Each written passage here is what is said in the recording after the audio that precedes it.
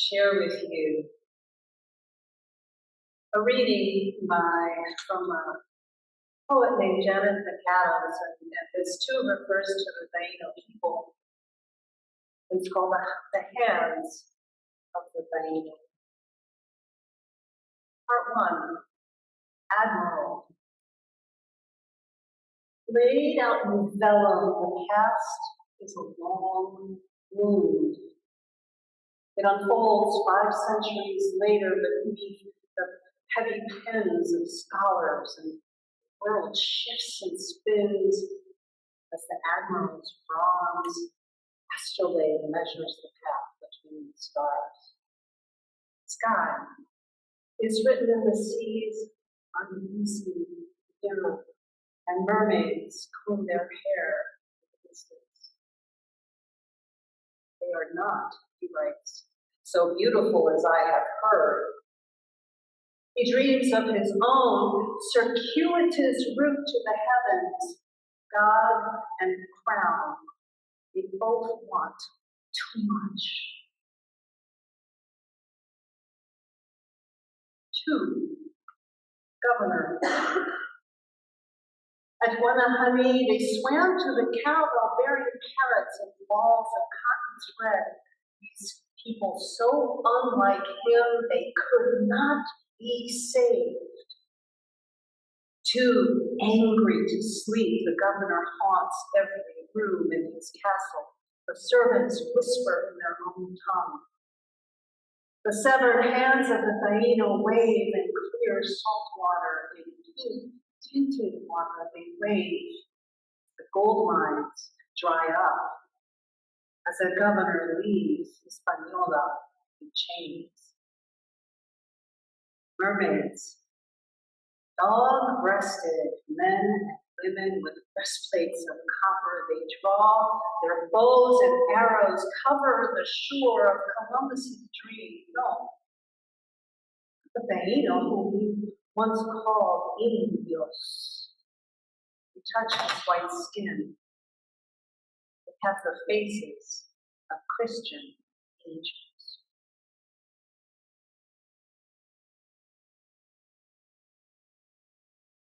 She's 82 years old,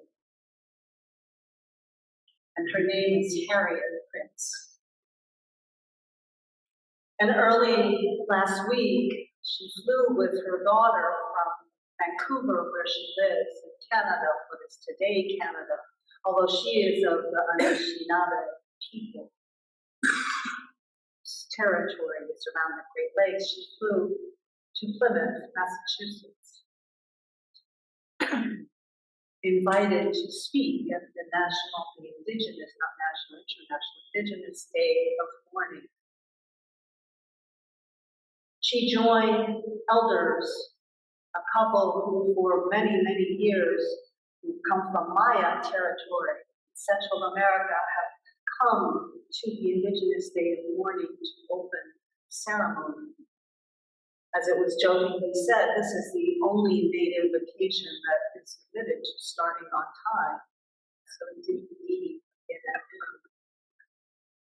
And at that same moment, the Indigenous communities throughout what are now called the Americas began with ceremony as well. Harriet Prince came to the microphone, and you could tell that she was reluctant. I didn't want to do this, she told us. I'm not a speaker. They said, no, come.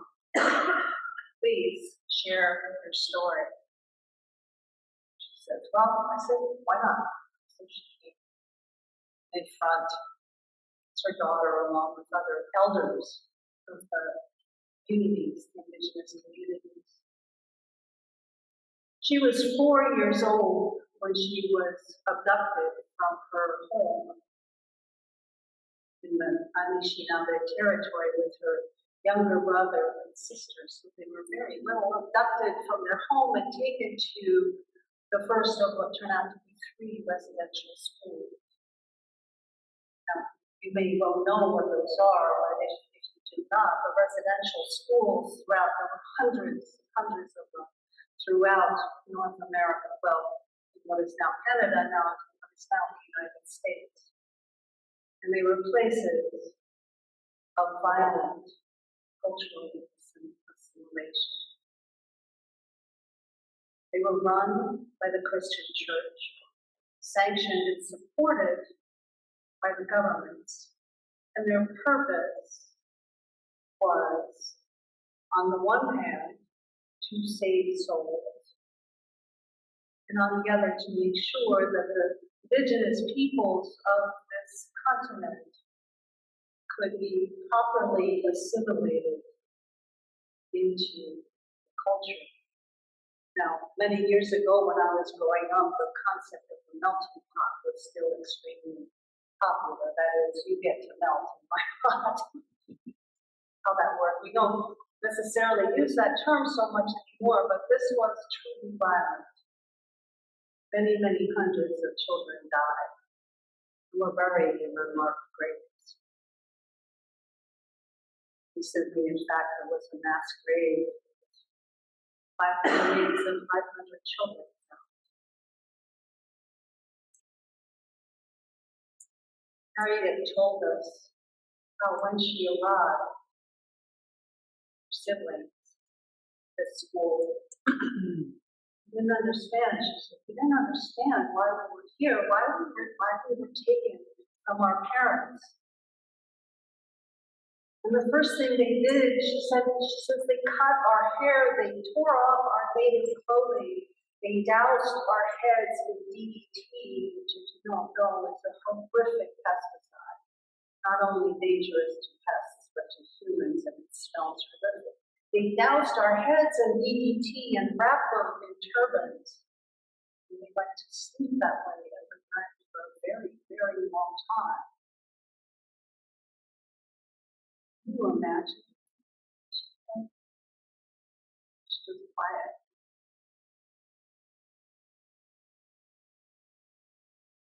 They said they were a school, but there really wasn't much schooling. There was church in the morning and maybe some classes, but in the afternoons, we worked. Said I started scrubbing floors when I was 5 years old. Scrubbing floors, doing laundry, sewing, maintaining these properties. The children essentially were enslaved labor.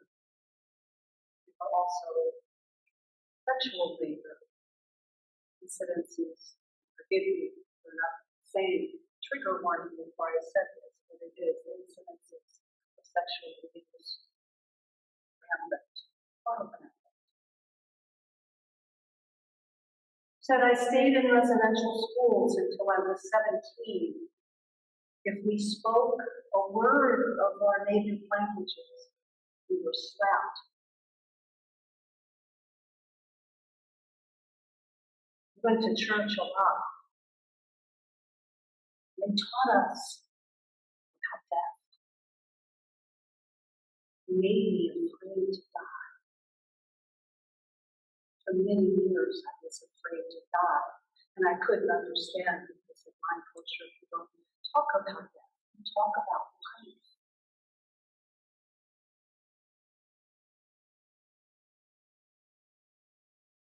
Harriet was able to leave, like many other children who never left these residential homes when she was 17. Just so you know, the last residential school here in the United States did not close until 1969. These are not events of distant past. They are well within the lifetimes of many of us. By the time she left, she said she had forgotten her language. She had not forgotten her family. She didn't know what to do.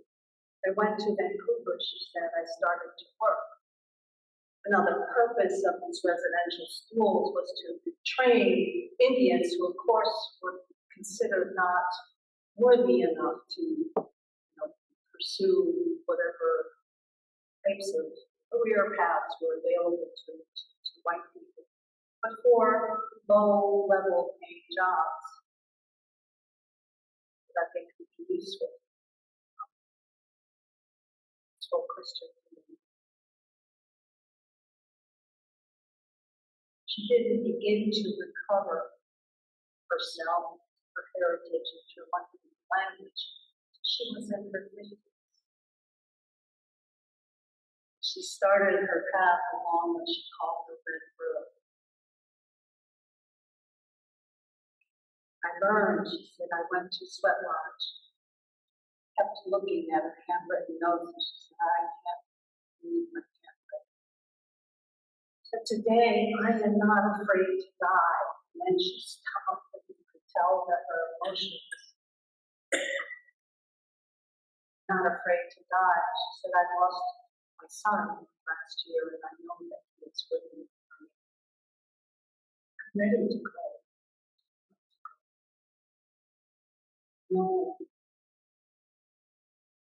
No, it is a peaceful life.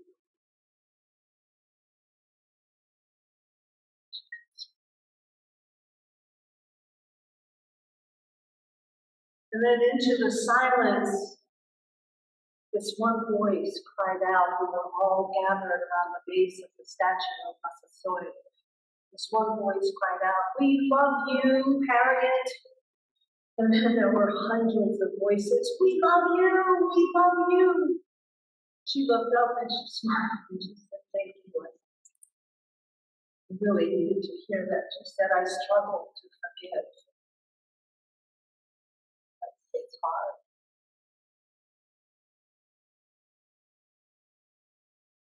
All of those years, when I was supposed to be loved,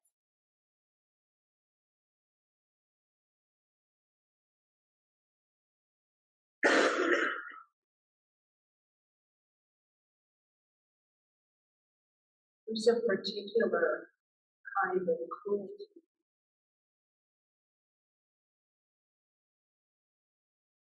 that seems to be an integral part of all settler colonialism. And this cruelty was effective 500 years ago, and it's effective now. And it depends on dividing families, whether they be in Tijuana or whether they be in the territory of the Anishinaabe. And so on. Dividing families, it depends on eradicating the identity of those who are needed to become or wanted to become a permanent underclass. I share this with you today because I don't know that I have ever admired the courage of anyone more than I admired the courage of Mary. Travel halfway around the world to share a story of truth, to tell that community of many, many Indigenous peoples from not only around this region, around the world, to be loved, to be affirmed. Many of the other speakers had much more experience and they carried powerful messages and powerful determination and the commitment to liberation.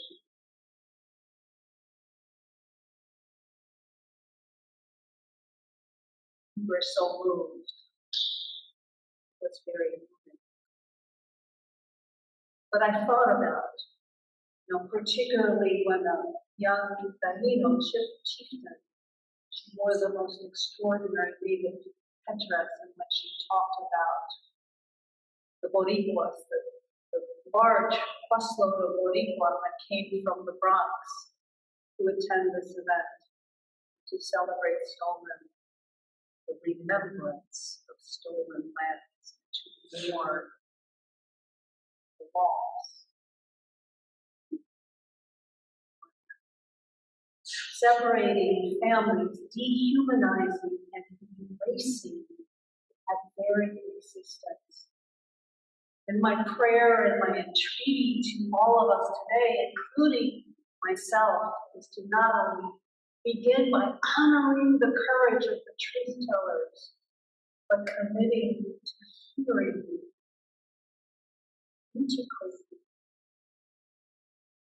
integrating those stories that have not been taught, that have not been told. The stories of the residential schools, after being in existence for so long, didn't really come to public light until quite recently.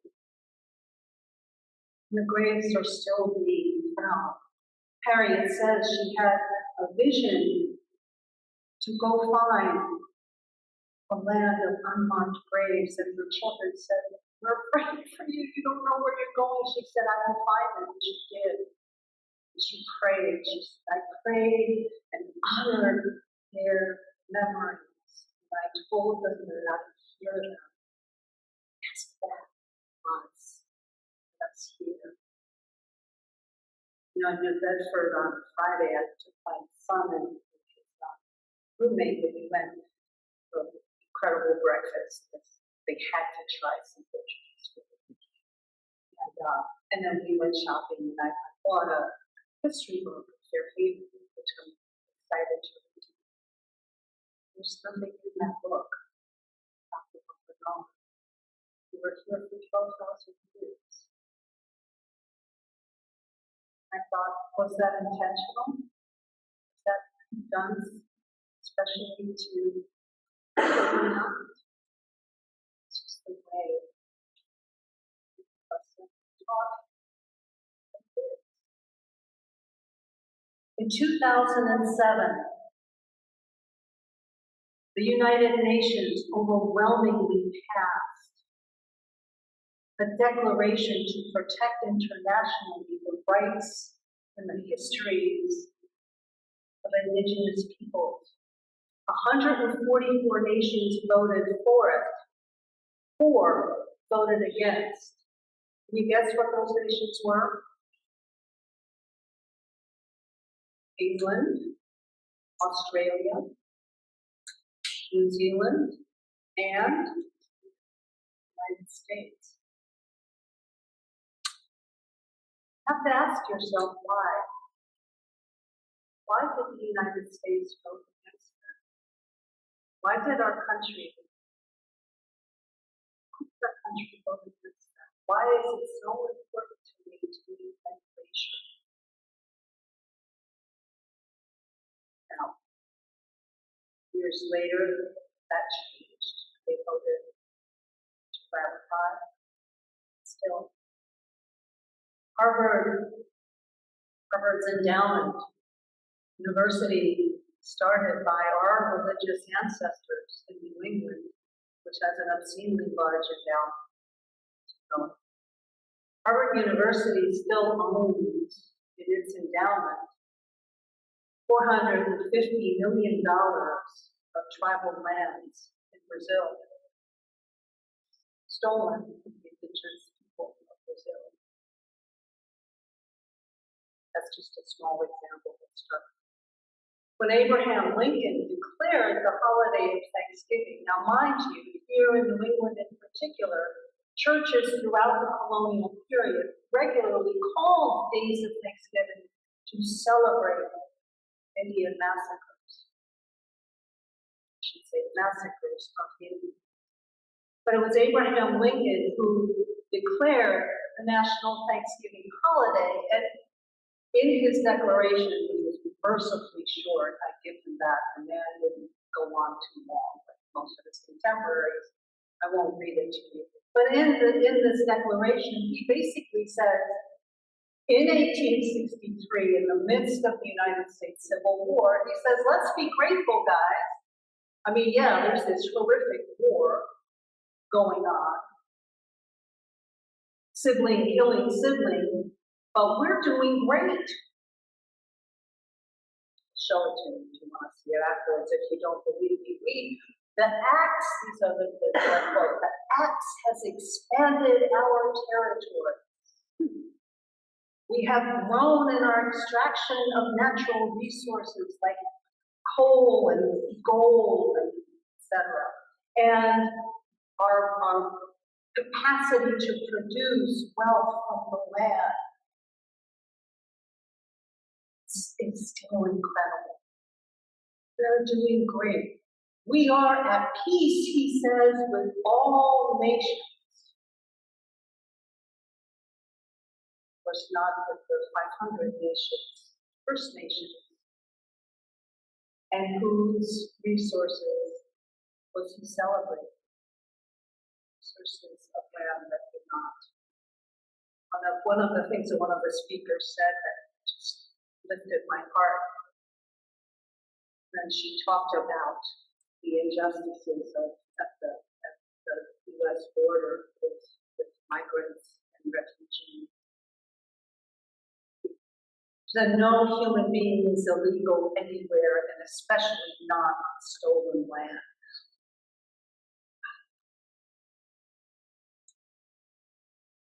And dear ones,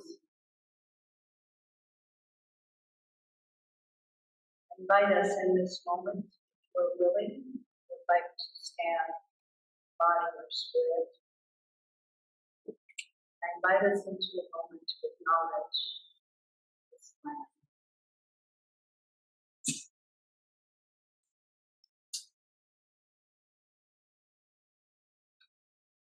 Land on which beloved congregation now stands. The ancestral land.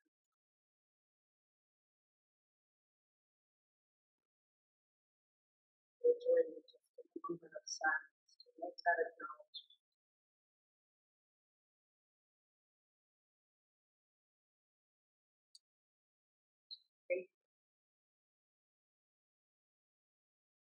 Members of the Mourning tribe today in the truth.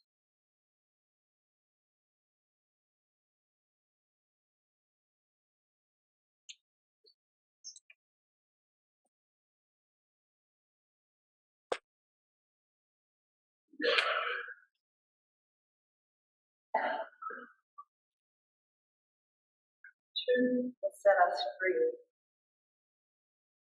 I believe that with all my heart. As much as it may hurt or pierce, cause sadness or anger or grief.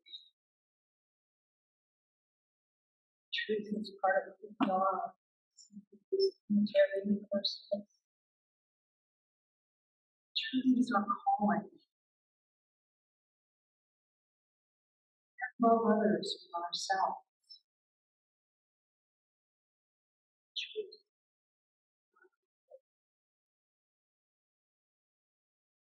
Amen.